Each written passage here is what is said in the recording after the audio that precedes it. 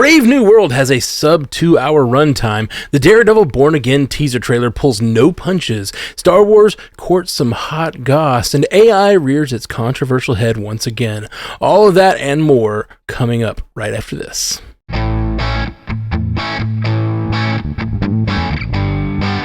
Welcome to Multiverse News, your source for information about all your favorite fictional universes. My name's Matthew Carroll, and with me on the panel today, we have Jay Sisson. What's happening, buddy? Hey, not too much. You know, if we really get going and we just start talking and get lost in the conversation, this episode might be longer than Captain America Brave New World. So true. So true. That's any week here on Multiverse News. You remember when we said we were going to be a 30-minute show, and that was going to be this, hilarious. We were really going to try. It was Chris Doe's ruined it. Chris Doe's, it's his fault. Ryan Doe's. Ryan Doe's. I'm sorry. I thought I had it. I had it. My bad, Ryan. And Haley Hobbs, what's going on? Well, to be fair, we also had Chris Fazio on. So, you know, you just merge them together, and they do host a show together. So it's all good. Right. So check out Across the Bifrost for all your Thor content. What's up? Yeah. And Chase Guy St. Clair. We got a great lineup of news stories for you. I feel like we could say that any week, but this week in particular, there's a lot of stories I'm really digging. So let's get into it. Yeah, I agree. I feel like we're getting back from the sort of holiday slump where it's a little sparse during the holidays. All right. Well, but first we have our 5-star review every week. From this week from Poon One Night. Important distinction. Yeah. Very important distinction. Mr. Knight himself says, I just listened to hear Matt brag about being the Fantasy League best every year. We found Matt's burner. You're listening to the wrong podcast. Well, I was going to say the fact that they're mentioning it on Multiverse News just shows how much he brags about it. Exactly. And we don't know because we haven't tallied scores from What If, so. It's true. Jeff could sneak up on you. Scotty could sneak up on you. What if's everywhere? I'm still in last place, but maybe. I haven't even looked yet They haven't done it yet. Okay, I haven't even just compared my list to what happened in What If. I don't know what I have. I wouldn't even begin to know how to because my brain doesn't function. Last we talked about it, it was just. We still thought it was Spider-Man coming out. So I was still talking about how Kingpin might get me some points, and it's completely not not the same universe. Aww. All right. Well, thank you, Poon One Night. Appreciate you. Well, let's get into our first story for this week. Last Wednesday morning, Marvel Television treated fans to the long-awaited first official teaser trailer for Daredevil Born Again. The trailer was met with universal praise for its dark tone and brutal depictions of violence, elements that it shares with the beloved Netflix series. The 9-episode first season premieres March 4th on Disney+. In some Captain America news, it was confirmed that Brave New World will have a runtime of 1 hour and 58 minutes, which ties it with Ant-Man and the Wasp as the 7th shortest MCU flick to date. It will also be the first Captain America film under 2 hours long. What do we think? Does Marvel giveth and then taketh away? Kind of seems that way, but I'm going to start by skirting all the way around that teaser trailer. I know everybody wants to hear about skirt. He's going to scoot around it, if you will. Yeah, scoot around it. Scoot. That's my new thing. Right now, today, you saw the birth of it live. Yeah, the genesis happened here. I love when someone embraces something as their new thing when they haven't really done it yet. They're just like, hey, that sounds good. I'm taking that. I got it. We've already had a lot of laughs, which I was not expecting. So, me being me, loving plays on words, I was really trying to workshop. I was like, okay, we got Brief New World, Captain America, Captain Brief. There's like a Captain Underpants joke here, but I just can't crack it. So I apologize. I didn't get there. But so we've talked a lot about runtimes. It seems like lately we've been talking about longer runtimes as opposed to shorter runtimes. But I feel like the last time we talked about a Marvel runtime was around The Marvels, which that one clocked in at around an hour and 45 minutes, as I recall. And I had, hesitation and reservation about that because it wanted to set up 3 characters. You can't really say that about Captain America. It's primarily focusing on Sam Wilson, but we do know that there's so much going on as far as the world of the Hulk is concerned. You got Red Hulk, you've got the leader, we've got the character that hails from Israel that's factoring into there. So this movie has a lot to do. And when I see, a 2-hour runtime, it does concern me a little bit. Now, can a movie tell a compelling and complete story in under 2 hours? Absolutely. Back in the day in the 90s, it was more common to have an hour and a half movie than it was to have a 2-hour plus movie. But when I think about it, now that we're in the age of high concept, high budget blockbuster films, for my purposes, I think 2 hours and 15 minutes is kind of the sweet spot. I think that's what I want for a Marvel movie. Besides the Infinity Wars and Endgames, those should be closer to 2:45, 3 hours potentially. But 2:15 is kind of that sweet spot for a Marvel, for a Star Wars. And you may say, like, what's the big difference between a 2-hour movie and a 2-hour, 15-minute movie? The full runtime includes the credits, which, as you know, these movies include so many special effects, the chances are the credits are well over 10 minutes. So now you're looking at really more of an hour and 15-minute movie. And that's also got to include any potential post-credit scenes. So 15 minutes can go a long way. It can just help scenes breathe a little bit better. You could probably even squeeze in 1 or 2 scenes if you needed to, just to help flesh things out. And that's what I got to say. When I look back and think about every single Marvel movie MCU movie that's been under 2 hours or right around 2 hours, I think every single one could benefit from 5, 10, 15 minutes more just to flesh things out. Like Multiverse of Madness comes to mind. Like, you're doing so much in that movie, teasing a whole entire multiverse, and you come in at under 2 hours. Like, come on, give us that extra 15 minutes. So I've said my piece on that one. Coming back to the Daredevil trailer for just a second, when we did that breakdown, I said very confidently that there's a scene with a woman in the shower with Matt. I thought it was Karen at the time, but as I contemplated after we went away from that, and I thought about where did we leave Karen off in season 3, I'm not as confident as I was originally, but I do think it very well could be Karen. So we'll see. Good that you clarified. I did something.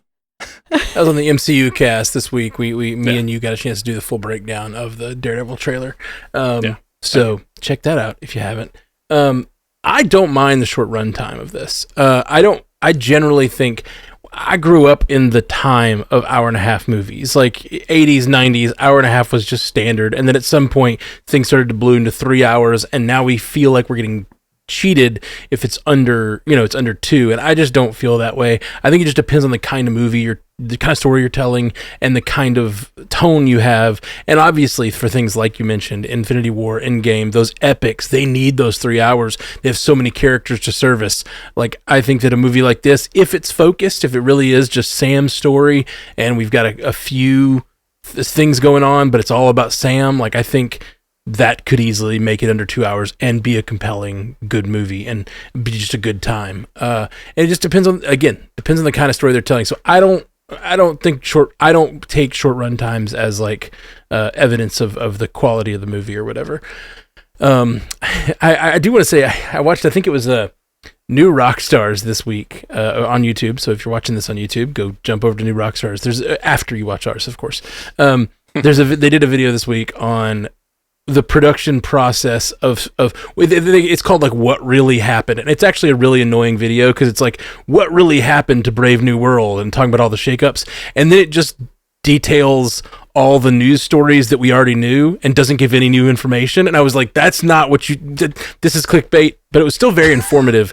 And the thing that I liked about it is it basically showed like so much of the change ups that they had were due to external forces acting on the movie, not necessarily the only one that was negative is there was one screening that there was negative reviews, and that's when they excised that, I think it's Seth Rollins storyline, and input Giancarlo Esposito. But most of the other change-ups and changes in script have been things like Israel Palestine in the news, and some of the things they were planning to do there, like they changed, and like so it's and the SAG-AFTRA strike. Mm-hmm. All of that is just like external forces. It doesn't mean this movie went through hell. It means like there were external forces and they had to make some changes. And I think like in a weird way, seeing all of the problems this movie had and how many of them were external forces acting on the movie made me feel better about the possibility of this actually being really good and closer to the vision they wanted. And just certain little things had to be curtailed for, like I said, external reasons. I hope so. I feel bad for Anthony Mackie that his show got torpedoed for external reasons as well, like the worldwide pandemic and then things that happened in the world that were, freakishly close to things that were being done in the movie, and you can't plan that stuff unless we do live in a simulation. But it's, I want him to have like a really successful outing as Captain America. And I think that is maybe the biggest hurdle this movie has to climb, because we know people didn't watch WandaVision, so they were very confused at Multiverse of Madness. So if they didn't watch WandaVision, did they watch Falcon and the Winter Soldier? We don't know, but probably not. If they weren't watching the shows back then, are they watching them now? Will there be that same disconnect? I just hope not. I just really want it to succeed. Let me try to just assuage those fears a little bit. Okay. The idea that they'd be confused. The last time we saw Sam Wilson, what was he doing? He was being handed the shield. Yeah. So like the fact that he's Captain America now, we got extra character development, but I think it's actually really clever the way they have like, if you watch the show, you have a lot more background, but if you didn't, he was handed the shield and now he's Captain America and this is just the new world we're living in, Yeah. Sure. Yeah. I love that. I hope so. Yeah.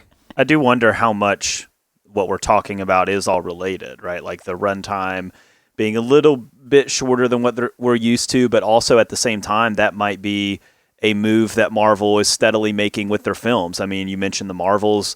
Some of the Ant-Man movies have been kind of short. Some of the more recent ones have been a little on the shorter side. And, I think these movies, I don't know if they necessarily run the danger of being too short usually, but I think they definitely run the danger of being too long, where they can definitely turn people off by having a little bit too many side quests or a little bit too much development in places it's not needed or whatever, and not just keeping the film tight.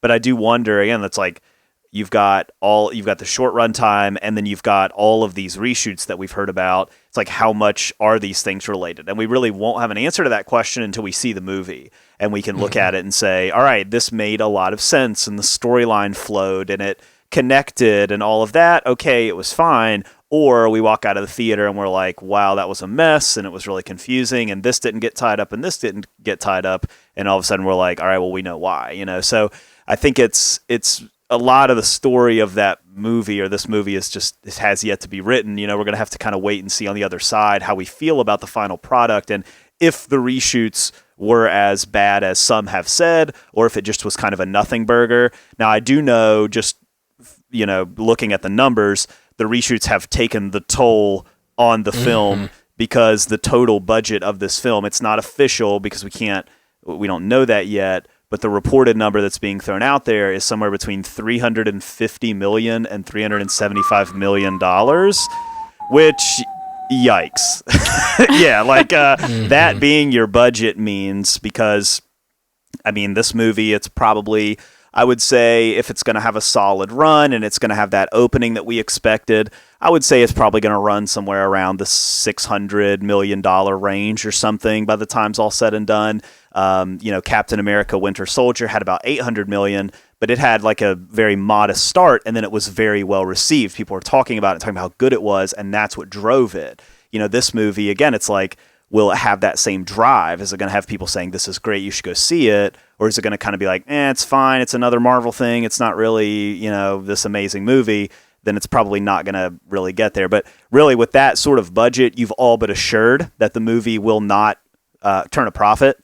But still, Marvel can kind of think more of like the statement that the movie can make, right? With like a solid box office, coming off of Deadpool and then going into this, like still having a solid box office. There's still a lot to take from that. Even if your film, because of reshoots or whatever, doesn't necessarily rake in a lot of money or whatever, there can still be a win there, I guess, or whatever you want to call it, if the movie still has a solid box office run. So yeah, there's a lot going on here. There's a lot that we still have to see, but overall, I'm not too concerned about that runtime. I'm still a little bit concerned about the reshoots, and I'm just not going to know what that looks like until we see the final product. But there's just a lot here still to be said, about this movie that we won't really be able to answer until we actually see it. And then, just thinking about Daredevil and the trailer, I mean, I thought the trailer was great. I mean, you mentioned the violence. I mean, that was something that was needed from this show. It needs to connect to the Netflix thing. We talked, and I've found the journey of this show to be very fascinating. We talked about it way back at the beginning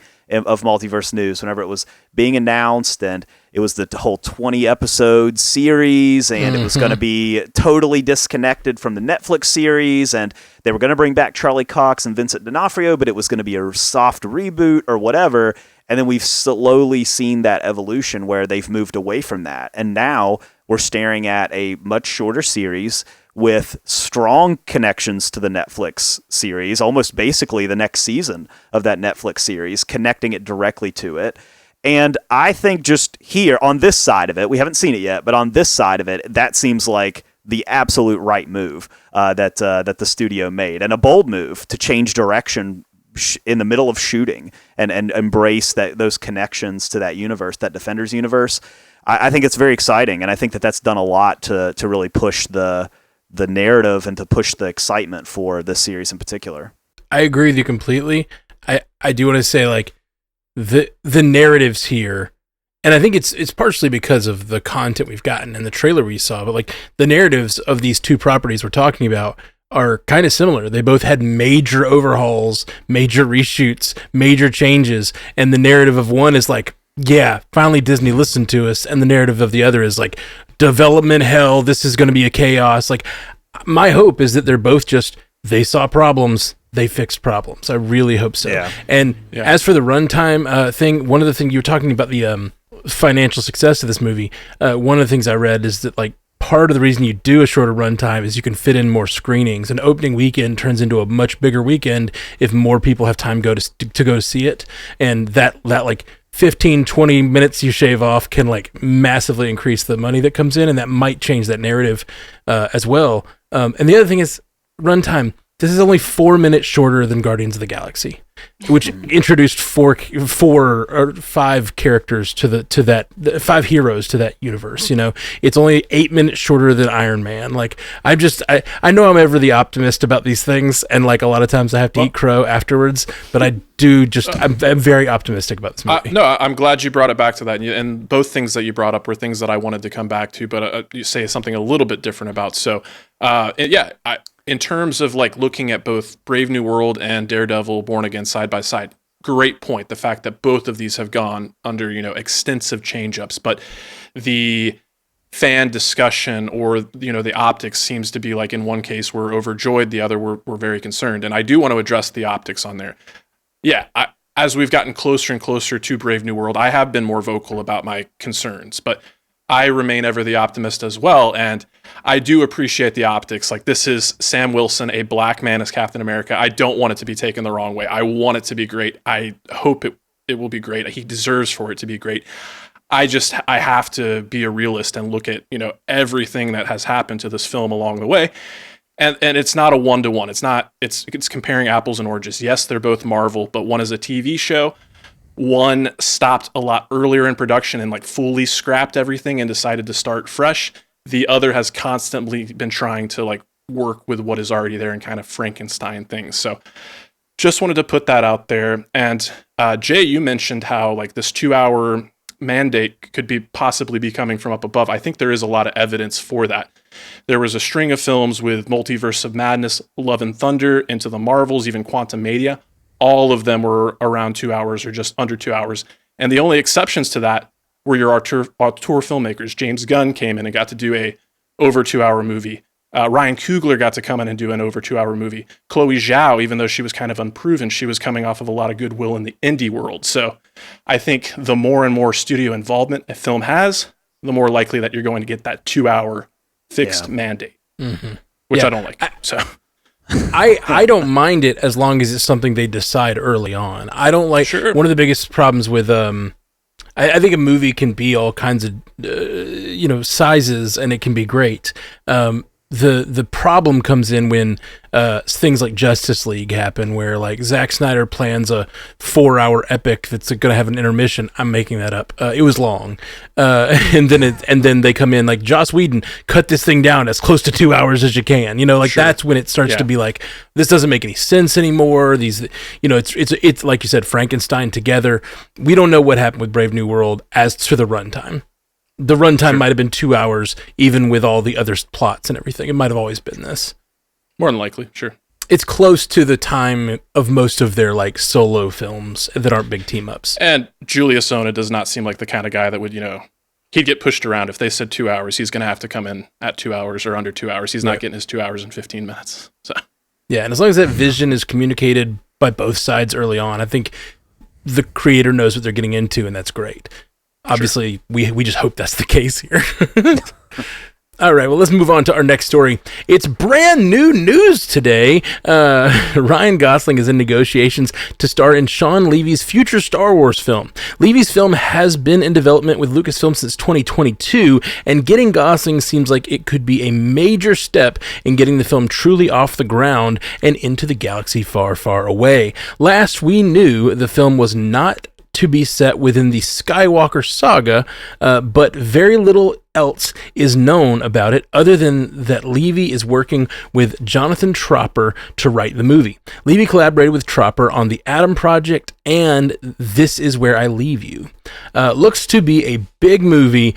Will the galactic credits roll in if Levy can lure this A-lister into Star Wars? So it's always a gamble in Star Wars when you put a really well-known actor in a project. Star Wars was built on casting unknowns. That was like George's thing. That's what he did. It's what they tried to do for the sequel trilogy, but you had by then who were established actors.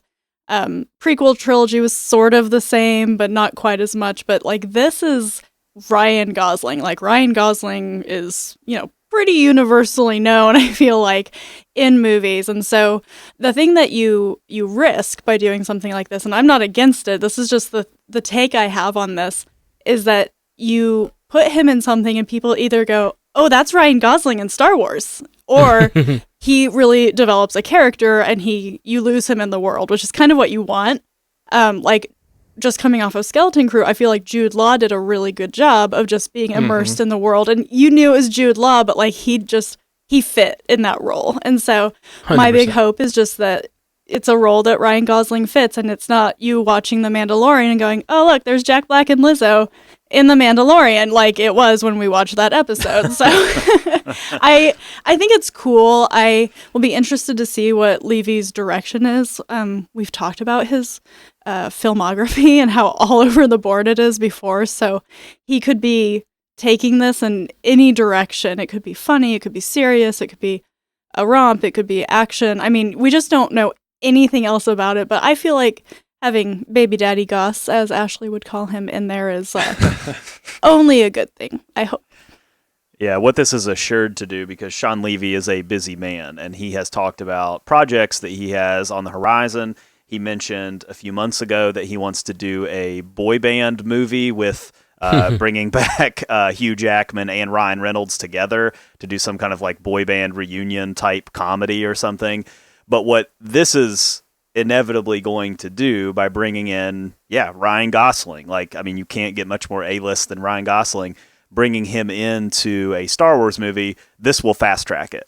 So if this was kind of like hey, Shawn Levy wants you to do a Star Wars movie whenever you want to do it, and he's like, cool, sounds good, I'll get back to you. If he's telling them, hey, I got Ryan Gosling on the line and he wants to do it, they're going to say, all right, we're going to start shooting this fall. It's going to happen soon. So it does have the benefit. The Hollywood Reporter did confirm today that this is not connected to the Skywalker saga. I think that greatly benefits the project, that you can let Shawn Levy kind of do what he wants to do, and you can bring people in without this commitment of, hey, you got to stick around for a couple more movies or whatever. It can be a one-off if you want it to be a one-off, and you can go from there and kind of do whatever creative journey you want to do with it. So I think it's exciting, and I think we had kind of forgotten about the Shawn Levy Star Wars thing. It was mentioned offhand, and we know this Mandalorian movie's coming up, and we know Filoni's at work trying to bring all these characters together in something. But the Shawn Levy movie was just sort of, it'll happen someday, I guess.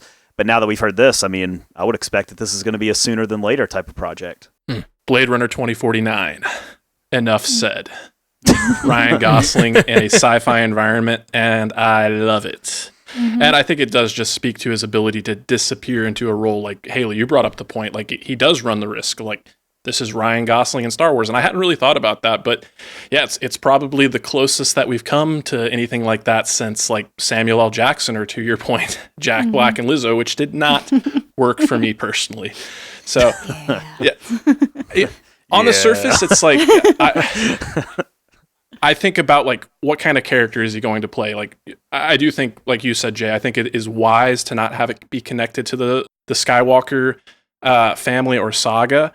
But it's like, what kind of character is he going to play? And, like, he seems so perfect for a scoundrel, but I kind of want him to not play a scoundrel because it seems too obvious. So, thinking about Levy, Levy strikes me as the kind of guy with his filmography, again, even though it's been all over the place, like, what kind of Star Wars movie does he want to make? It's probably going to, much like Deadpool and Wolverine and the Adam Project, run that or ride that line for comedy pretty closely. So we'll see. But considering that, how have Levy and Gosling not worked together before? Because it does seem like a perfect pairing.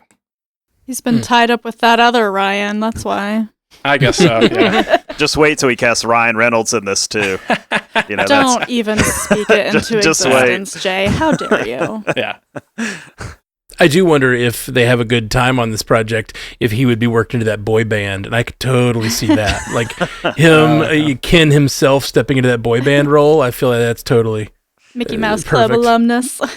Yeah. I hadn't heard the part about the potential boy band movie. I know we talked about them reteaming a few months back, but I have to cite pop star Never Stop, Never Stopping, which was the Lonely Island guys and Akiva Schaffer back in the day.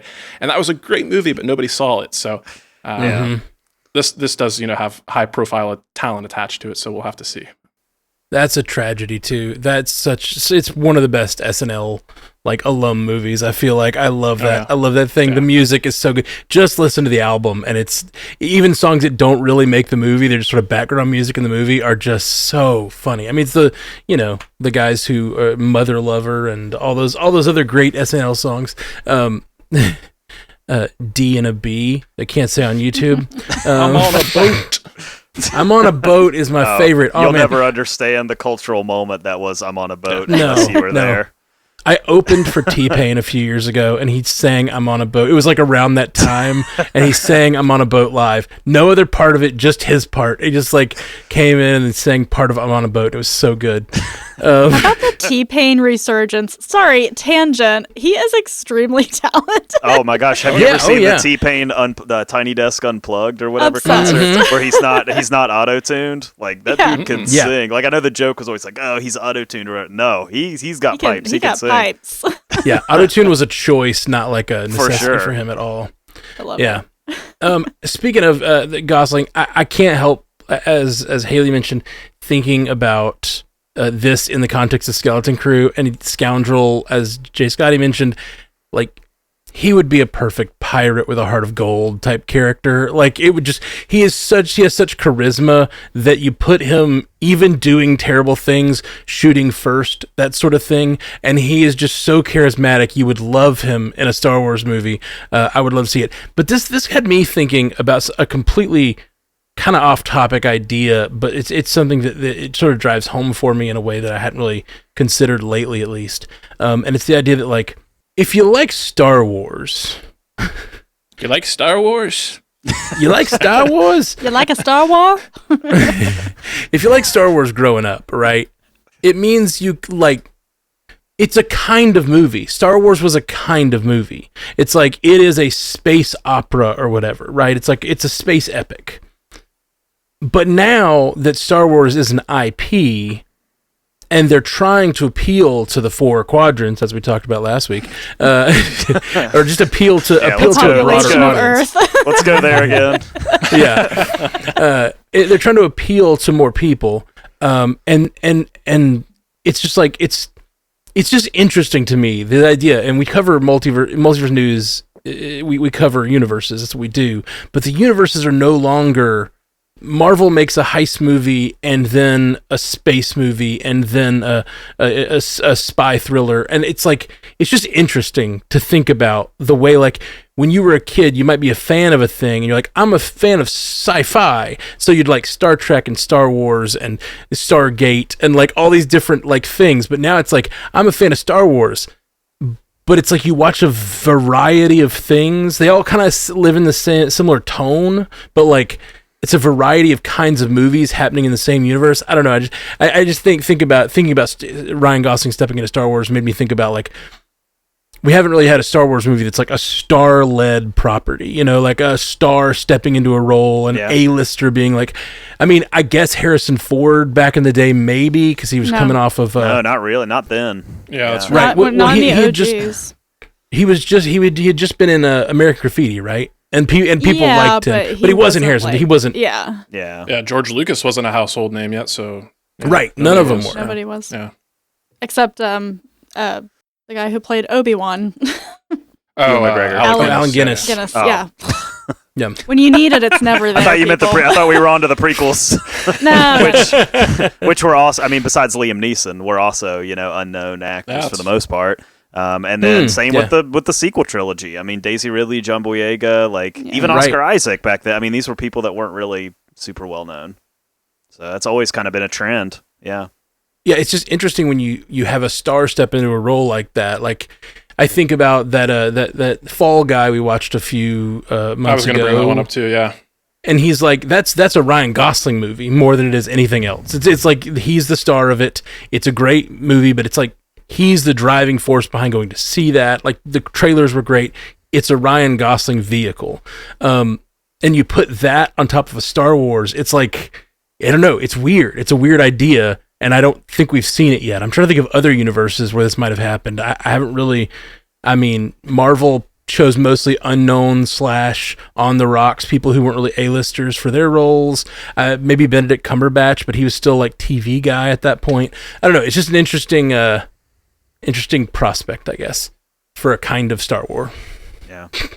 It's funny you bring up the word prospect, as we're all like, oh, it could be this, it could be that. So there's this little tiny part of the High Republic that's all about hyperspace prospecting, and that's literally the people who mapped out hyperspace. That could be a fun story, and I could see him doing it's sort of the space pirate idea, but different. You know, you're like the prospector, you're the adventurer. That could be interesting. Kind of like a pioneer of sorts. Yeah, I kind of like that. Yeah, I can see that. Plus, it would explore that part of like space where you're leaving sort of the normal parts of space, and you could like discovering worlds, things like that, like seeing outside of, even I know that there's I watch too much Star Wars YouTube, but I know there's like beyond we saw it a little bit in Ahsoka, where they go beyond the normal galaxy and they go out to a different part of space. They call it like a world between the worlds or something like that. That's different. That, but then they go to a different galaxy. That's like an ethereal world they visit. Both, but, yes. Yeah. Both they left like the known galaxy. Okay, yeah, that's right. Okay. Yeah, to go to Peridia. Is that right? Mm-hmm. Gold Star. Thank you. But is Shawn Levy this steeped in Star Wars lore? Probably not. I don't. But do you have to be? I mean, no, you absolutely don't have to be. That's my point. Like, you absolutely do not have to be. I mean, you can paint with any canvas you want. If you're gonna bring a unique film with Ryan Gosling to the table, you can carve out any corner that you can make a new planet, new system if you want, and they're going to be down for that. I mean, there's the possibilities there are pretty limitless, and we already know that Star Wars has a pretty tight ship when it comes to continuity, and we know Filoni's kind of taken the lead on a lot of that. So, yeah, I mean, I think this is the only way it makes sense, right? Is to give Shawn Levy a little corner and kind of let him do his own thing. Yeah. I could totally imagine in the Star Wars galaxy, like a planet where someone's completely cut off from all the Jedi, Sith, all the information about that stuff, but they're just Force sensitive. And then you have like almost like a superhero story, because there's like a guy who's like figuring out the Force in his own life, like on a different planet, you know? I don't know. You just gave me kind of like a completely different idea, and I don't know if they would ever do this, but I would kind of love to see it. Like, are you familiar with the movie The Gods Must Be Crazy? where the Coke can falls in like Africa. Yeah, what if they're on a planet what a weird like movie that is completely disconnected, and a lightsaber just happens to land on the planet, and someone picks up Yes. a lightsaber, and suddenly like the power dynamic of the whole planet just shifts? That would be really interesting. Oh, I could totally see it, especially if it was like, whatever, raiders or whatever, like, and they're not even speaking basic, as it were. They're just like Orabesh, if you will. Yeah, that could be really fun. Orabesh, if you're nasty. Sorry, I'm full of them tonight. Shawn Levy, call us. We can do this a few more hours. I don't know. I listened to the Deadpool and Wolverine commentary, and there was something about him that rubbed me the wrong way. He gave me like youth leader vibes, and I can't explain it any better than that. Oh, I can see that. I can totally see that.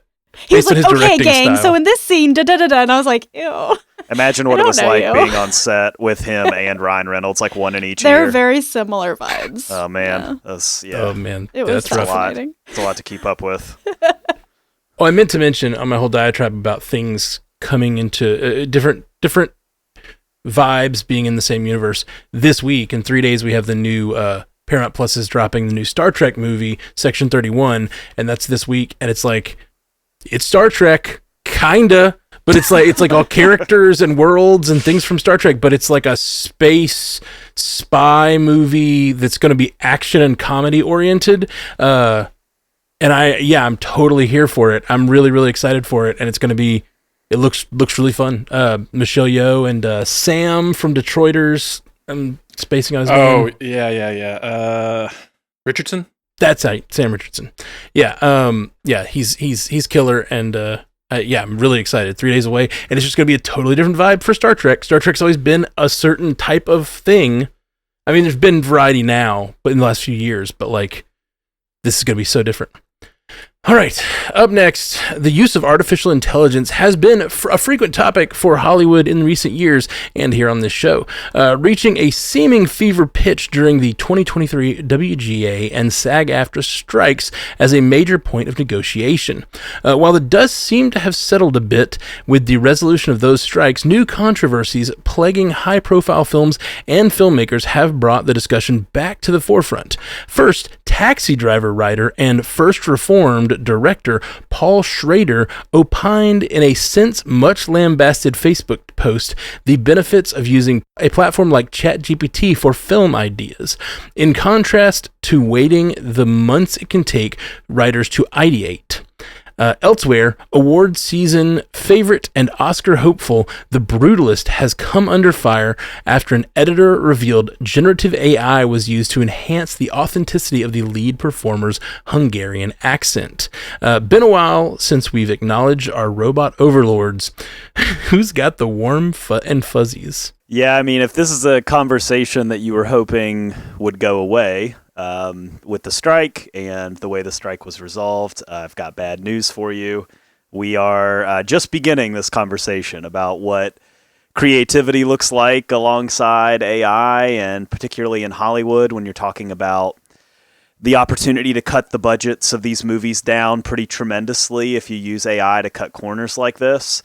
That will be a conversation, and I think it depends on how we have the conversation, and it depends on how the industry receives it, because I think we are at a little bit of a moment here. I mean, you mentioned The Brutalist, and this has really shaken up that film. I mean, for a film to really have a lot of success at the Golden Globes, to be essentially an Oscar frontrunner, you do have to wonder like how this controversy is going to affect its chances to win the big awards, or if the Academy uses this as an opportunity to take a stand and say that, you know, if you're going to use that word AI around your film, that we're going to knock you out of contention. And my early guess here is that this probably tanks its chances of being in the conversation for some of those lead awards. I mean, we'll see. You know, you never know what the Academy is going to do. But that's kind of my leaning at this moment, just kind of based on the conversation we've seen being had in Hollywood at this moment, because it's not even just The Brutalist. You didn't mention in that rundown, but another Oscar favorite, Emilia Perez, has come under a lot of fire as well, because it was revealed right around the same time that Carla Sofia Gascon, they used AI on her voice, her singing voice, to make sure that she could hit a couple notes that she couldn't actually hit. All right. So you've got that in there too. And again, it's like talking about T-Pain, like, is it the same as auto-tune, or whatever? It's like, well, I mean, the Hollywood isn't looking at it that way. They're kind of looking at this as a knock on the film. And at the end of the day, it's like, by having this conversation in a negative light, do we sound like, wagon builders when the first automobiles were built, saying like, they'll never replace a good old fashioned wagon or whatever. But at the end of the day, I mean, maybe I'm just a stupid optimist, but like when I watch movies and when I watch shows, like, they are human expression, they're expression of the human experience. And when I hear that we're using AI even for small things, it's like, what do we want our world to be? And what do we want creativity to be? Like, I don't know. Like, I just, I'm looking at this and thinking, like, do I want AI to make my movies and make my movie prompts and make my art? What about my commercials, and what about my television shows, and what about the performances that I watch and the music that I listen to? Why not just let it all take over, right? I mean, when we're looking at the future here, it's just, there's a lot of conversation here that these particular controversies have brought up about, what does it look like when you're talking about something like creativity? The automobile being replacing the wagon is one thing, but we're talking about art. We're talking about expression. We're talking about creativity, and does this open the door? It's one thing to use AI to cut corners, and we should use it to cut corners on stupid stuff. Like, I should be able to use it to summarize a gigantic email into talking points. Like, that makes my life easier. It's a tool that I can use in that way. But do we want it being used to cut corners in a creative sense too? I think that's kind of the conversation, because at the end of the day, man, we covered a whole strike that derailed Hollywood over this very issue. And I think a lot of people in the industry are asking, like, what did we even fight for if this is going to be normalized behavior? Mm-hmm. I have really strong feelings about AI, but there's also a lot of nuance to it. These two stories, I feel very differently, and I don't know that I should, but I do. I think Paul Schrader talking about how it just takes writers so long to come up with ideas. It's like, then you write better, work harder. Like, the idea for a movie being generated by AI is a really terrible thing. And the reason is, we make art.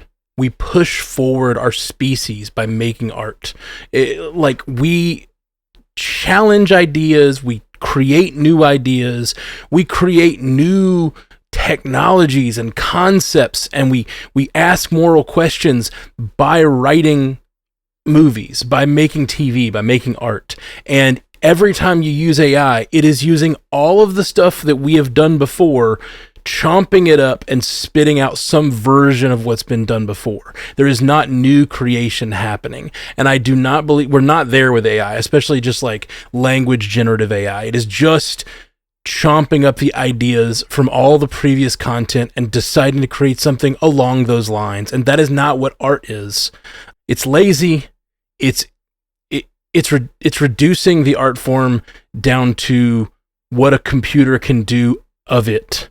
And it is not ever going to challenge the form. It's never going to progress. We will always, as a society, we will stagnate if art does not continue to challenge and move forward. That all being said, I think Paul Schrader's, that's a crazy statement. It also just makes him sound like he's out of ideas. That's what it makes it sound like to me. Like he wrote Taxi Driver back in the day, and apparently also a screenplay for Raging Bull. Like, he's done some big things, but he's an older guy. He doesn't have new ideas, and he's using ChatGPT to be like, oh yeah, just you do that for me. I don't need to like search my soul for the things that I'm going through. I just need to generate an idea. That's not how art works. But using it on someone's Hungarian accent doesn't bother me nearly as much. And like, I get that there are speech coaches out there who losing work, and like, that sucks. But I think that there is a line in there where, like you said, Jay, are we the people standing, talking about the wagons? Are we the, Luddites or whatever. I think that certain, like, can you imagine being a director? Your lead performer just turns in a performance that's great, but her Hungarian accent is not there, or their Hungarian accent is just not there. And you have a tool that can just tweak that a little bit. That tool seems a lot less nefarious to me than the idea of generating art from scratch that is not truly from the human soul. So there's a line there, and one bothers me a lot, one only bothers me a little. They both bother me because, again, it's I want the actor to have to do a good job and learn the Hungarian accent, and I want those people who've been doing dialect coaching for their entire careers to have those jobs and do those things. But one bothers me for the future of humanity, and one does bother me, but on a much lesser extent, I guess. I almost have a completely opposite reaction to you, and I want to preface my comments by saying this is tough. You know, this is not black and white, but it feels really black and white with how reactionary everyone is when it comes to AI and how incendiary it feels. So, to address Paul Schrader's comments first and foremost, to provide a little context, the guy was, speaking with his foot in his mouth a little bit, but what he did is he opened ChatGPT and he said, give me ideas for a Paul Schrader movie, give me ideas for a Christopher Nolan movie. And, from his words, the results that he got were pretty decent and pretty fleshed out. So while no one is taking these ideas and making a script, only off of that, if you can use that idea as a springboard, because I think that's perfectly acceptable. Matt, you mentioned how AI is basically just taking every human story and experience and just crunching it up and remixing it. That's kind of what we're doing anyway, to some extent. Yes, there's always, the human element to be able to recontextualize things and add their experience. But at a certain point, I think the human experience is somewhat limited. That's why we all, can relate to each other. And there are universal truths, for lack of a better term, or universal realities, what have you. So if you're just taking it as a tool to save some time, if it would take someone months to give you a list of ideas that you can knock out in 5 minutes, I say go for it. But you really have to, have the due diligence to flesh those ideas out properly. Now, coming to The Brutalist, I saw The Brutalist this weekend. And if you've been listening to the show and have heard me, chime in on The Brutalist at all, I went into it with some reservations with the runtime, and I loved it. I love this movie so much. The built-in 15-minute intermission was definitely appreciated, definitely needed. I was just floored with how much I enjoyed this movie, and it's just an absolute shame that a movie that is so triumphant and about the immigrant experience and having an uncompromising artistic vision, to have that mired by something like this just really, really sucks. And I do think it is really going to hurt its chances come, Oscar time. And that sucks, because I think it does deserve to win Best Picture. I think it probably deserves to win Best Lead Performance. It is the best movie that I saw it in 2025, but it's the best movie from 2024 that I saw. So Brady Corbett, the director, he has come out and come to the defense, and he got into the specifics, which you kind of brought up there, Matt. They utilized a generative AI program called Respeecher, which took some vowels of the Hungarian and just made them a little more accurate. And yeah, on the surface, that doesn't seem like that big a thing, but when people are getting awards, when they're competing with the people in the best of their field and their category, and they're getting awarded for that performance, that's where that performance has to be just locked in. If you're going to commit to learning a accent, you have to do it. So you can provide whatever defense you want, Brady Corbett, but the reality is you just shouldn't have done it. You just should have stayed away from it. Bad idea from top to bottom. Maybe somewhere down the line we can have this conversation with more nuance and more context. But at this point in time, it was just a bad call, and it's unfortunate that it's going to be such a stain on such a wonderful and powerful film. I hard disagree on the limited nature of the human experience. We got a broad swath of creatives out there that could create great things that are totally different than anything created before. Sorry. Okay. just had to throw that out. Well, it's kind of what you brought up with Star Wars too. You talked about how Star Wars was a space opera, but effectively George Lucas took his favorite movies. He took Seven Samurai, he took Buck Rogers, and all those things that he liked, and he mashed them into something that he made his own, which is Star Wars. And now we see Star Wars. It's Ouroboros. It's the snake eating its own tail. Now Star Wars is deconstructing itself into these specific genres, like your spy thrillers, your westerns, what have you. So yeah. It's a good conversation to have, but it's not black and white. For sure. For sure.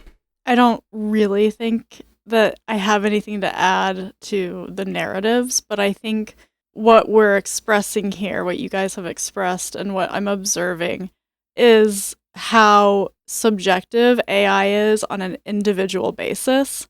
And what it means to me doesn't mean the same thing to somebody else and the next person to them. And I think that is the biggest challenge that the artistic communities have with AI, because as an artist, they feel attacked by it. And I think rightfully so, at a base level, I understand that feeling.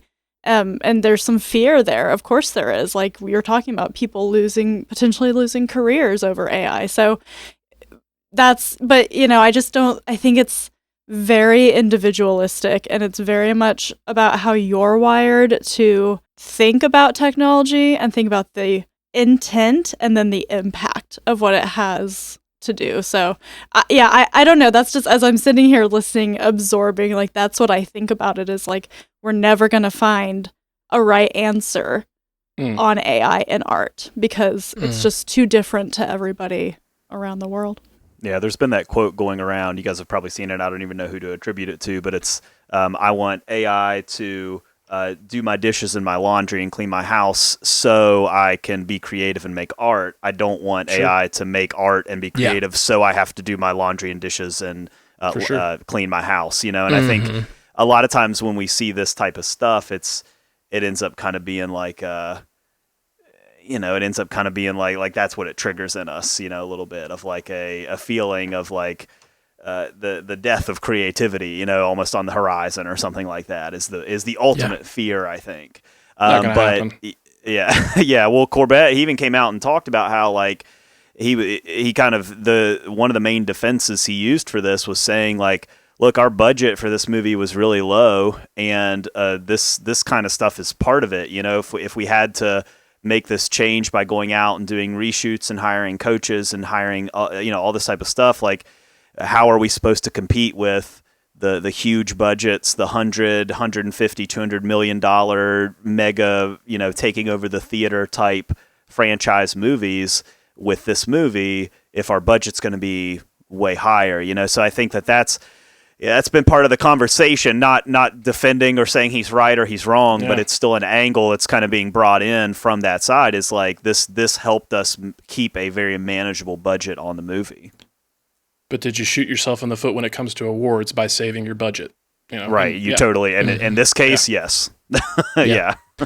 And to be clear, I do think that using that AI on the Hungarian accent should affect awards. In my opinion, it should affect awards for that actor. I don't think it should really affect the awards for the director. It doesn't really. It's like I just see myself in that seat of like that director. You did the thing. You hired the person. If their Hungarian accent didn't work and the thing is shot, all you can do is fix it in post. And I guess you could do ADR maybe. The expense. I think he said they tried. Yeah, I can't remember if it was the director or the editor. Man, had those comments that said they tried ADR and it just wasn't working. That is a tough position to be in, even if you're someone who really wants to push back on AI. I don't know. There's just certain types of like that we were talking about the singing in that one movie where trying to get the notes, Amelia Perez. Trying to get those notes at the higher register. That's in every song you hear on the radio. Every song uses, I don't know if I'd even call it AI, but we talked about T-Pain with autotune, like that sort of auto-tune being at the top of the register to make sure notes aren't drifting. Like almost every song you ever hear on the radio will have that. And it's like, is that a version of AI that invalidates a work like Amelia Perez for awards contention. To me, that's even further down the road of like, but this is the thing. I am a guy who is already living in the world of my art form had this 20 years ago. Whatever, doesn't matter. Right. Doesn't matter if you can sing or not. You can be a famous singer now. That happened 20 years ago. And now it doesn't matter if you have a good voice. All the tools are there to make you sound like you do. I don't know. It's also different. Songwriting and producing a song is different than performing a song and being the actual voice coming out of the body or whatever. It's very complicated. We're not going to solve it here. We can stop there. A good place to end this is to say that this is kind of this is still going to be like a weird Oscars year because all of the main pictures have things going on. So you have this AI conversation around Amelia Perez and the notes, but you also have conversations about Zoe Saldana, like is she, because they're pushing back a little bit and saying, well, maybe she should actually be like lead actress, not supporting actress, because she has like way more screen time than like everybody else in the movie, like kind of seems like a main actress type thing. Then you've got the whole conversation with Honora, which we haven't even talked about, which is like the refusal to have an intimacy coordinator and like all of the controversy that's around that movie. So it's just like a lot of these like lead movies, The Brutalist, Amelia Perez, Honora, like they just have these like side conversations going on, you know, about like their production and can we like set a precedent by voting for this one and not that one? And it's going to make for a really weird Oscar season overall, just generally speaking. I could just hear Timothée Chalamet. Everybody else screwed up, so I'm just gonna sneak on in here and take the best actor Oscar. He's gonna scoot in there. Yeah. He's gonna scoot. To be clear, that wasn't a Timothée Chalamet impression. That was a Timothée Chalamet doing Bob Dylan impression. So. Right, totally. You didn't even need to clarify. It was that good. Oh, it was that good. Yeah, for sure. Okay. We don't need AI to make you sound more like Dylan. Yeah, not a bit. That was all genuine. That is all a better place to leave it than what I'm about to jump into. But I do just want to say that one of the things that's so discouraging, and this is discouraging on a broad level with everything in the world, anything with nuance, people like us having this conversation with nuance, me and Scoots completely disagreeing about which kind of AI is objectionable. Oh, like my that blood sort is of boiling over here. You don't even know. I'm so mad at you, Scoots. But no, that sort of nuance allows the people with money who want to just push AI as a thing. They say, oh, see, the people who don't like it can't even agree on what's wrong with it. We're just going to steamroll it in. And like, it is really frustrating to me because we're having that problem in all kinds of spaces, politically and in the arts with AI right now, like where people that want to discuss the nuance of what is good and bad in the world and like have nuanced conversations get trampled by people that just have an agenda to push forth. And normally the money people who want to push forward their agenda to make the money they want to make. And they think they see a way of getting rid of a lot of the work that they have to pay for to go into a movie by replacing it with AI. They're going to keep pushing for that. And yeah, so in that respect, I think we do kind of have to just have a unified front and be against it. But like the nuance is the real thing. And so it just frustrates me so much that we can't have nuanced conversations about anything. But we just did. Well, yes, but then the people with money decide that like we aren't a unified front, and then it's steamrolled, and that's what it bothers me in a lot of different parts of life. Well, thankfully, there's none of those here. That's true. No one with money here, thankfully. I don't know if that's how I'd put it. Just us. But yes. Cold, hard credits. any opportunity I can have to do that. I like that line a lot. That's a good. Yeah. That's a good Jude too. Thank you. All right. Well, I don't know where Jay disappeared to, but we're going to be right back with our lightning round. We've got coming up in the lightning round. We have remembering David Lynch, first look at Nintendo's Switch 2, Supergirl's parents casting, and lots more. All that right after this. Welcome back to Multiverse News. I used AI, to hold that note a little longer. Same joke, Jay. Same you joke. Mean that wasn't God-given talent. Come on. Sadly, it was. All right. Well, if you like hearing me squeal every week when I come back from the break, make sure you're supporting this show. We're here every week bringing you news and fun commentary on that news. Sometimes it's fun, sometimes it's depressing, whatever. But we're here for you. And we really appreciate it. So many of you have joined lately. Almost every week we have somebody joining up, and it really means the world to us. And if you've been on this, teetering on the edge, join the Patreon. It's $4 a month, and it just supports this show and keeps us going, keeps us moving every week. So patreon.com/multiverse newscast. Get over there. Hear our tangent talks and our fun discussions. If you want the squeal, you got to grease the wheels. That was not AI generated. That was all scatty. I love the idea of you typing into Chat GPT, squeal, Patreon, give me something. Give me a real singer. What do you got? That's gonna be my new image of Jay Scotty. Every time he comes up with a great pun, I'm like, he Chat GPT'd that. Just kidding. Never. All right. Well, we have a Spotify poll. We asked, do you like the idea of a recast multiversal T'Challa? 30. I love our audience. I love our audience so much. 30% of you said yes. 20% of you said no, and 50% are reserving judgment. I really love, like you said, Haley, this is a place for those kinds of nuanced conversations, and it's not like just, I think, a fan baity like scream fest. And I just love that our audience is even like, you know what? I don't have a strong opinion about that. I'm gonna reserve judgment. 50% of us. Very fun to me. What a lovely listening audience we have. Yeah. If you want the strong, angry takes, I promise you, there's a lot of those out there. Go to TikTok. That is easy to find. Yep. Oh, is TikTok back up? Oh yeah, it's back. Oh yeah, it was back up in like 3 hours. Oh, was it? Okay, I just that shows how much I pay attention. I'm real mad about it. I'm real mad about the whole scenario. Apparently, like, it came back up. Do I get political? Even on the minorest way? Go for it. Like, sometimes it can start minor, but then, Yeah, I know. And I'm just going to say this, and that's, it apparently went down and then came back up, and a lot of people were served a message that said, thanks to Donald Trump, we're able to bring this back to you, or like something like that. And that is insane. He was one of the main proponents of getting rid of it, and then he jumped on board to bring it back when he thought he could use it. And I think it's really gross that TikTok like put a message out. It feels like a backdoor deal was made. It's like, okay, we'll let you keep it if you put a message from me saying I did it, because that's all I want is accolades for whatever, whether I did it or not, even if I was literally the person pushing for it to be banned. Okay, that is all.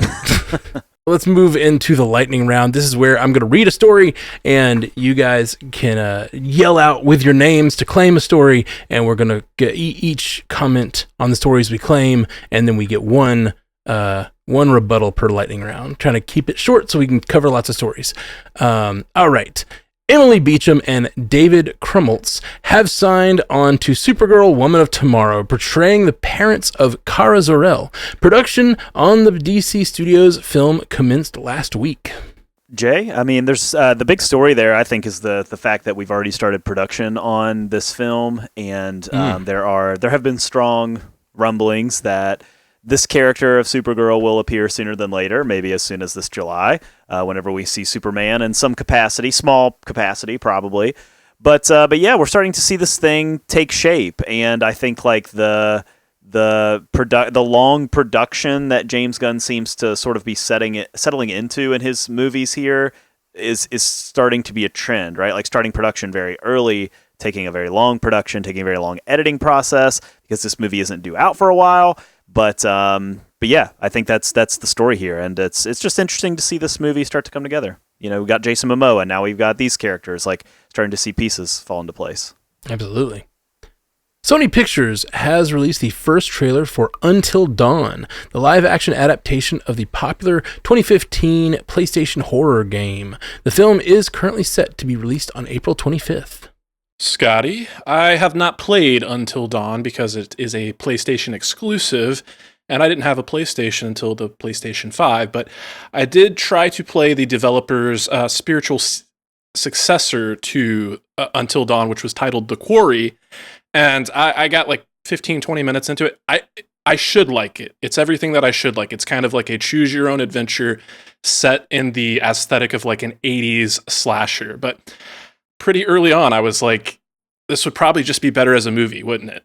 Instead of me, like, they try to make it interactive, but it's just a lot of you, like, watching how you input something, you press one button, and you watch a character do something for, like, 5 minutes. So I was like, probably should have just gone the movie route. So since I never played Until Dawn, I'm hopeful. After nearly 15 years of shaping Spider-Man's adventures at Marvel Comics, Eisner Award winner Dan Slott is making the move to DC. The acclaimed writer will make his DC debut on Superman Unlimited, a new monthly series featuring art by American Vampire co-creator Raphael Albuquerque. Haley, it's not unusual for writers and artists to work for both houses, so that's cool. I don't think I've read a lot of Dan Slott. I actually have his She-Hulk run teed up to read when I have time for fun, just because, why not? But it's interesting because they're doing the Absolute line right now at DC. They're doing Absolute Superman, Batman, Wonder Woman, so this must be, I don't know if this is set within or if it's its own thing, but that's cool. Good for him. Westworld star Tondi Way Newton and Silo's Steve Zahn have joined Paul Rudd and Jack Black in Columbia's comedy reboot of Anaconda. Haley. Jay, go ahead. I'm on the Steve Zahn train because we just finished Silo season 2, but then like I was talking to my brother about TV shows and he's like, oh yeah, he was in White Lotus, and I was like, okay, well now I have to watch White Lotus. But I mean, this sounds, because of what we think this movie is going to be, this sounds like Steve Zahn going back to his roots, like his Saving Silverman days of comedy, which is when I first met him. Yeah, me too. I love him in Saving Silverman. It's great. I love it. And Steve Zahn's in Silo. Is that only in season 2? You gotta keep watching. Spoilers. Goodness, I'm spoiled right here in the lightning round that Steve Zahn's going to show up. Nintendo has revealed its Switch 2 console with first look images and a teaser trailer, confirming a 2025 release. Matt, I'll take this one. I'll just sum it up with what my niece said when she watched the trailer with me, which was, I can't tell what's different. A little bigger. From the trailer, that's the next thing she said. She said, "I can't tell what's different. A little bigger." I was like, "Yeah, that's basically it." And you know, it's this all black look. It looks a little more adult, I think, in its form factor, which I think the people who've been playing Switch for as many years are aging into probably buying a console that looks a little more adult. But I'm sure the other Switch had versions in different colors too. But the base version looking a little different is I guess interesting. But as far as I can tell, I don't know what other from the trailer and the images, we can't tell much. I'm assuming it'll have better specs, and that's why the new games won't run on the old system, things like that. But feels like just a basic, iPhone 13 to iPhone 14 kind of move. It doesn't feel like, whatever, huge, crazy. But we'll find out as more real details come out. I really think Nintendo kind of got bullied into showing this first look preview because people have been very impatient about the Switch 2. The Switch has been around for a really long time. Like, we're coming up on, I think, almost like a decade or something of the Switch. I think it was 2015, yeah. Yeah, like it's been around for a long time. So it's pretty impressive already that they were able to stretch this thing out as long as they have. So, this whole Switch 2, people have been pushing like for information for a long time. So, you got the first look, no price point, no release date. It's still very basic information, but for people who like Nintendo stuff, I mean, that's an exciting update. Yeah, absolutely. Uma Thurman has joined the cast of Dexter series Dexter Resurrection and will star alongside Michael C. Hall. Scotty, I'm a bad Dexter fan because I didn't even know this thing was happening. But then I thought about it. Dexter's been really bad to me. So it's okay. Yeah. I can be a bad Dexter fan. I love that take so much. Yeah, turn on him. It's not your fault. Okay, Tiny Butt, you got to turn on some of them. You know, like you got so many fandoms in the world. We all like so many universes, and some of them are just keep betraying us, and we got to go like, no more of you. You're done. I'm done with you. Get out of this abusive relationship. Yeah, I don't know you. I don't know you. You owe me. Exactly. There's some of them. Sometimes you've been with someone a long time, and it's really hard to leave. And like, no matter how like hard things get, it's just hard to leave them. But like, sometimes it's just the right thing to do. You just got to cut it off. You got to break up. Damn. Boundaries. Deep. Yeah, you got to have boundaries. You got to set standards for your relationship. With all right, we're gonna do the relationship advice tangent talk next. You know. God. No one wants that from me. What's your attachment style? Huh? Filmmaker David Lynch, who created celebrated countercultural classics like Blue Velvet, Mulholland Drive, and co-created Twin Peaks, has died at 78. Scotty, there are people that can speak to David Lynch, the impact that he had as a filmmaker, much better than I can. I'm certainly a fan, but Bill Bria comes to mind, Ashley Coffin, our friends over on Bill and Ashley's Terror Theater. I know they're massive Lynch fans, but for my purposes, I have seen the 1984 film. I have seen most of Twin Peaks, and yeah, just what a guy. You think about marching to the beat of your own drum. Does anybody exemplify that better than David Lynch? So, pour one out for a real one. It's just be grateful that he has such a legacy and a body of work that's intact that we can all go back and enjoy. So, rest in peace, Mr. Lynch. Absolutely. A24 and Picture Start are teaming with director Charlie Pollinger for the revisionist and darkly comedic take of The Mask of the Red Death, based on the short story of the same name by Edgar Allan Poe. Sydney Sweeney is currently in negotiations to star. Is this, I guess, Jay, this is Sydney Sweeney. Is this her second A24 film? Isn't she doing another one about like boxing or something? Like, ooh. Oh, the wrestling am I making this up? Yeah. Female wrestler. I forget her name. Oh, that's right. Yeah, I do remember talking about that in a lightning round. Good call. Yeah. I just think it's kind of interesting seeing just from her, like seeing her kind of branch into that, like kind of doing some of these other sort of roles. Like, I don't know. It's a kind of an interesting career arc that she's got going on, like with ever since Euphoria, I guess. But yeah, kind of. I mean, this news just broke about like 2 hours before we started recording, so we really don't know anything about it. But I thought it was just kind of interesting, right? Like taking an Edgar Allan Poe story and kind of twisting it into a different take on it. Yeah. After extensive negotiations, IMAX has secured a deal to exclusively screen Greta Gerwig's Netflix adaptation of Narnia in theaters worldwide for 2 weeks, beginning Thanksgiving 2026, before its streaming debut that Christmas. Jay? Really? I was going to say, like, not an unusual thing that streamers have been doing, just depending on the property and how much hype they want to build around it. But we don't really know anything else about it, so maybe putting the cart before the horse a little bit. Yeah.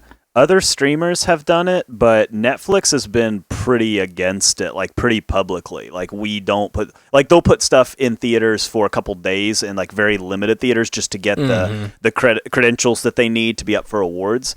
But they've been very anti this about putting it into theaters. And what's interesting about this, you say extensive negotiations, like these negotiations between Greta Gerwig and Netflix actually lasted months of them going back and forth. And I think a lot of it has to do with just like all that clout she's garnered from Barbie, like pushing Barbie into the $1.6 billion range or whatever.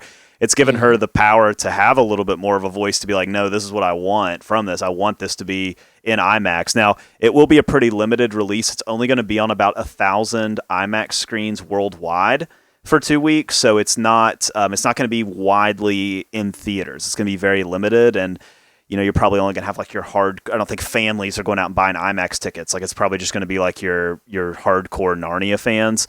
But yeah, it is, Haley, I think, it is an interesting shift a little bit, right, for streamers to be like, yeah, let's do a little theatrical run or whatever, and seeing that experimentation. But it's funny, like Netflix put out a statement basically within hours of this coming out where they were kind of like, yeah, don't expect this. This is something we don't normally do. Like they were already kind of being like, it's just Greta, like it's just not really our thing. Like because like from their perspective, they don't want to make their audience mad by being like, oh yeah, here's a movie that's going to be on the streamer that you pay for in 4 weeks or whatever. So go buy a ticket and see it in theaters before that. Like that people, don't take to that very kindly sometimes. So I guess like that's kind of the idea, right? Like, I think that's kind of the position maybe. But yeah, it is. I mean, this might go over really well, and then all of a sudden they start saying, maybe that is something we want to do looking forward. So it's just kind of an interesting like back and forth with the industry, streaming and theaters and IMAX in particular, and putting Greta Gerwig kind of in the middle of all that. Joel McHale has joined the cast of Scream 7 and will play Mark Evans, the husband of Neve Campbell's Sidney Prescott. Scotty, he's Ghostface. It's done. It's done. He's Ghostface. I thought the same thing. Don't even need it. You heard it here first. So funny. A24 has released the first trailer for upcoming horror film Opus, which hits theaters on March 14th. The film stars Ayo Edebiri, John Malkovich, Murray Bartlett, Juliette Lewis, and Amber Midthunder. Scotty, yeah, so I was definitely looking forward to this one, not only as an A24 joint, but it also has Ayo Edebiri, who has definitely become one of my favorite up-and-comers between her performance on The Bear, as well as a couple of years ago, she was in a film called Bottoms, which I really liked. So it was kind of everything I could want from an A24 trailer. It starts off looking like it's going to be a kind of slice of life, quirky comedy, but slowly but surely, as this cult environment starts to unravel, you see our lead character in some very harrowing situations. So it seems like it's going to be my perfect brand of unhinged, where John Malkovich, what a great performer, and he really delivers that cult of personality very, very well. So I'm excited for this one. Sweet, yeah, that sounds like a killer cast. All right, well, that is our lightning round for this week, and the show. So thanks for joining us. We'll be back next week with more multiverse news. Let's go around and tell the people where they can find you online. If you got anything else going on, what about you, Jay Sisson? Yeah, weekly at Commute the Podcast, like always. You can catch us over there, and also if you are watching Severance on Apple TV Plus, which if you're not, you should be. And now's the perfect time to get involved. But we are covering Severance on Always Watching. Matt, Scotty, Adam, Dell, and I are covered the first episode last week, and are going to be doing that right up against the episodes. So I think they drop on Fridays. We're talking about recording that night or the next day, or kind of within that window. So you can kind of stay up with us. It's a theory-heavy show, and it inspires a lot of conversation. So if you have not subscribed to Always Watching, it's not just Severance. Skeleton Crew is covered over there. Silo is covered over there. I mean, a lot of the shows that people are watching right now are being talked about on Always Watching. So go subscribe over there if you haven't before. Yeah, do it. Haley Hobbs. Also weekly at Source Pages, we'll be doing comics for Your Friendly Neighborhood Spider-Man. We've got fun stuff planned for Brave New World and Daredevil, so check us out over there. And then my marathon over on Always Watching is over, but I appreciate everybody listening when I was covering those 3 shows. And even though it was kind of crazy, it was a lot of fun. And so appreciate everybody who hosted with me on the panel, and keep watching and keep listening to Always Watching. Yeah. J. Scotty St. Clair. Well, the Always Watching feed has had plenty of love and coverage already, so I'll do something a little different and say, if you have tuned into that Always Watching coverage, any of it, and have not left a review, go give that show some love. And if you, for some reason, haven't given us a review, give us a review as well. We appreciate it. Yeah. Get them 5 stars. Get read on next week's episode. Yeah.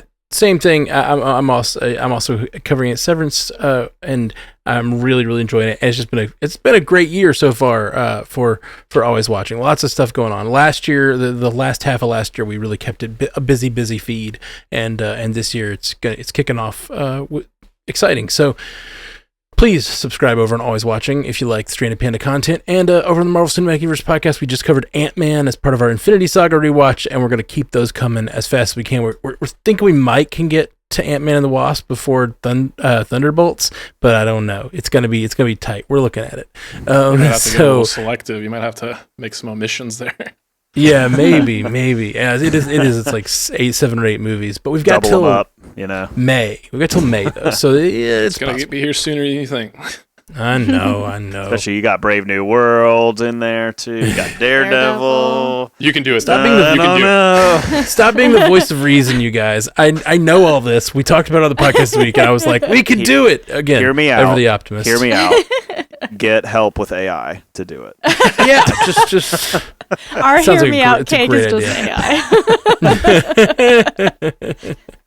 All right, well that's it, guys. We're gonna be back soon with more multiverse news. Peace. You stay classy, Multiverse. Thanks for joining us on YouTube, guys. If you like this, please hit subscribe and like and all those things. If you would like, we also try to always ask a question on YouTube. But last week we asked you guys for questions, and so let's just do that again. But let's see what people asked us last week. So if you've got a question, put it in the comments of this video. Bob Zombie 3000 said, I have 2 questions. The first is, does Matt make the music for the podcast network? I always enjoy listening to these theme songs of the episodes. The answer is some of it. Most of the shows that I've made, I've done the music for MCU Cast and Always Watching, except for the Star Wars episodes. Ken does a lot of the music too It's just Ken. Ken of Ashley. Yeah, he did our Bingers, Oscars music, the Star Wars music, and the Dune music. Yeah. Livy did the music for Bill and Ashley's Terror Theater as well. Like he's done some of that stuff, kind of the Ashley stuff because it's her husband. Our music on Source Pages was Brian's band. Oh, cool. Sweet. And if you couldn't tell, Animation Deliberation is a pure Jay Scotty original. Yeah. That's from the soul. That's just from the soul. TM. Oh, the music we use right here on this show is actually my song, My Baby's Gone. So you can look it up on Spotify and actually hear what it sounds like. It's called My Baby's Gone by Matthew Carroll. It's on there. It's on the Spotify. So check that out. We just needed music, and I grabbed one of my instrumentals that seemed like it would work, but I kind of like it now, so we just left it there. Yeah, we're too deep now. It's the song. You know, yeah, now the problem is when I play that song live, Yeah. I feel like it's the beginning of a Multiverse News episode. Yeah, Welcome to Multiverse News. Yeah. The first you lyric expect has us changed. to be there, like we pop out. We're like, yeah. It's like I harness or what's the word I'm looking for when you summon you guys. And my second question is, who is your favorite normal person in the MCU? Anyone who isn't a hero or villain? What do you guys think? Ooh, Favorite person? Lightning round. I I'm gonna say responded to Darcy. this one on the YouTube. Jimmy Woo and Darcy were the easy, like top of mind answers to me, but I thought about it a little bit more. Tony Revolori as Flash Thompson in those Spider-Man movies. I like what they did with Flash Thompson, something a little bit different. Yeah. Towards the end of that trilogy, he had less to do, but that's a character I would love to see come back in a Spider-Man 4. Yeah, absolutely. What you guys? You got anything? I love the Nathan Fillion character in Guardians of the Galaxy 3. Like he's just like he's like a security guard, but he's like such a jerk and like I love that moment in that movie. Just such like a normal person, but like just like everybody can sort of identify with a guy that acts like that. And then I really liked also speaking of Spider-Man, I like the teacher at his school. I can't remember his name, but he's a funny part of that movie. Yeah. JB Smoove or Martin Starr or Hannibal Buress. Martin Starr. Martin Starr. Okay. Oh yeah. He's a good normal guy in the Absolutely. MCU. You know. I like all of those guys. All of the teachers from all of the Spider-Man movies. Yeah, for sure. I'm going to go with a classic. I'm going to go Phil Coulson. Ooh, Nice. very nice. And his alive counterpart, Everett Ross. Yeah, for sure. yeah, absolutely. I mean, they're basically It's like taking us all a second. We're like, Oh yeah, yeah. We didn't prepare. Jordan Sev says for a question, what release event in 2025 are you most excited for that is not TV or movie related? What is life that's not TV and movie related? I don't understand this question. Onyx Storm that I'm reading right now, the third book in the Empyrean series. If you know, you know. All right. Well, I don't read, so what do I have to answer this with? All I have is like personal life events happening that I'm excited about. Like, well, that counts. Yeah. Pretty excited for my fiance to get out of law school. It's a lot of work, and I'm excited for that to end, and be able to like have more time with her. That's about it. That's all I can think of. Is she going to graduate in May? Yeah. Nice. Very exciting. I mean, for me, past TV and movies, the only thing I really like follow closely and pay attention to is sports. And so, I don't really know if you call that a release, but just kind of like looking forward to sports seasons and upcoming seasons is always an exciting thing. Like the off season is always exciting for following sports in different ways. So I would say that. Yeah. Yeah, I was trying to think, outside of movies and TV, podcasting is one of my big interests. Yeah. But I can't really think of any like podcasting milestones for us or for shows that I listen to that I'm looking forward to. Then I thought about video games, and I know Marvel 1943, like Rise of Hydra. I don't even think that's going to come out in the next year. So kind of at a loss on this one. There are things I'm looking forward to, though, I promise. The event I'm looking most forward to is every week right here on Multiverse News. Sitting here with you three talking about movies and TV. So it's not exactly movies and TV, but it's adjacent. All right, guys. Well, that's thanks for joining us, and we'll be keep commenting in the YouTube. Ask us more questions. Give us more questions. Yeah.